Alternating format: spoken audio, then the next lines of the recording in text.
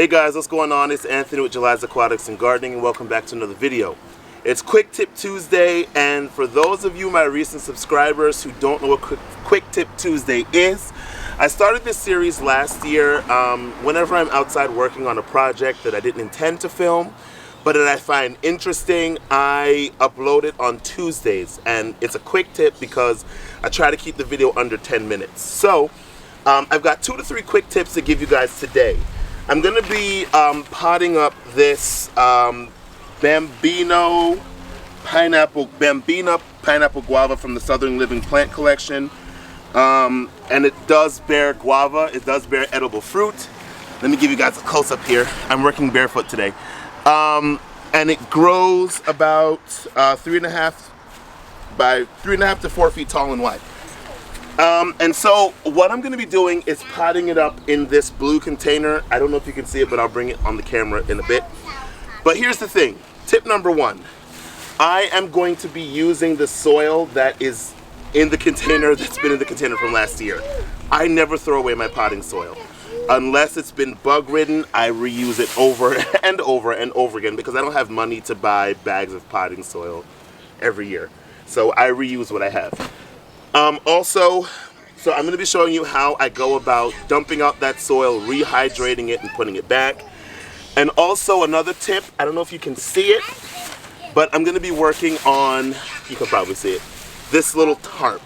This is actually a shower curtain liner that I got from the dollar store, which is a tip that I got from a fellow YouTuber, and it's been working out great. So let's get into it, as the young people say nowadays. So, first thing I'm going to do, here's the pot. I'm just going to dump out the old soil. And we did get some rain, so it is pretty hydrated. And also during this process, I'm going to be removing any roots, any rooted portions,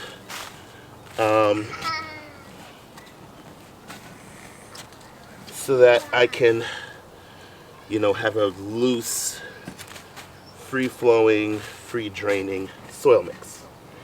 I won't be hooking this into my drip system because this is a Zone 7 plant, and if our winter gets too cold, I want to be able to freely, look at that thick mat of roots, shaking off the soil and throw that the rest of it away.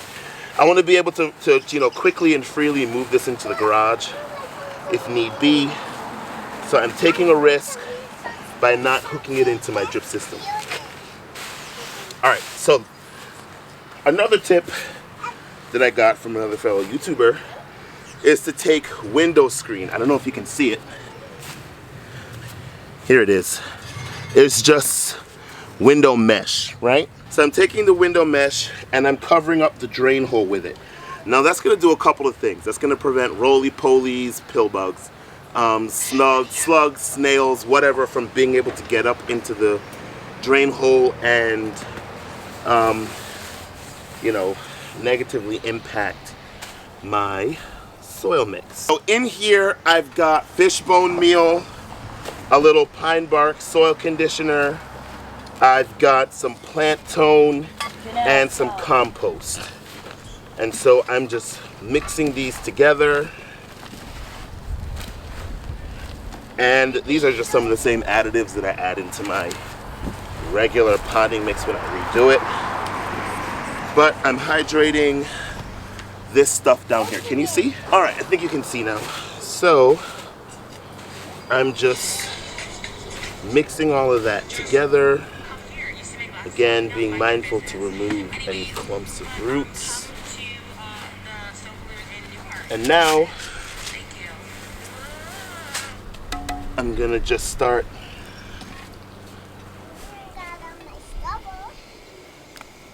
putting back the soil in the container.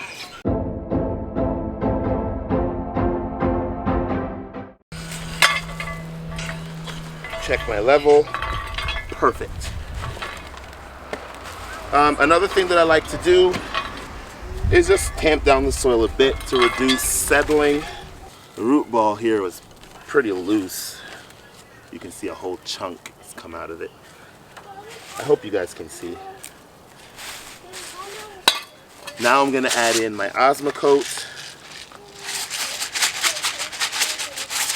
because I want it as close to the root zone as possible. Hello? And I'm just gonna backfill. Sorry if you guys couldn't see. All right, but I'm backfilling now.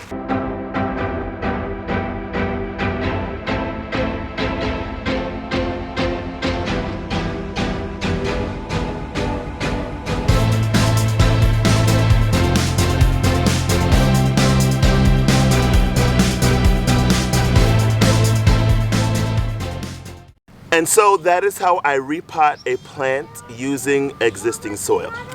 It's really nothing to it. Thanks for watching the video, guys. Thanks for hanging out with me. Please remember to like, comment, subscribe, and share. I can't talk today. And I'll see you in the next video. Take care, and remember, in all things, give thanks. Bye, guys.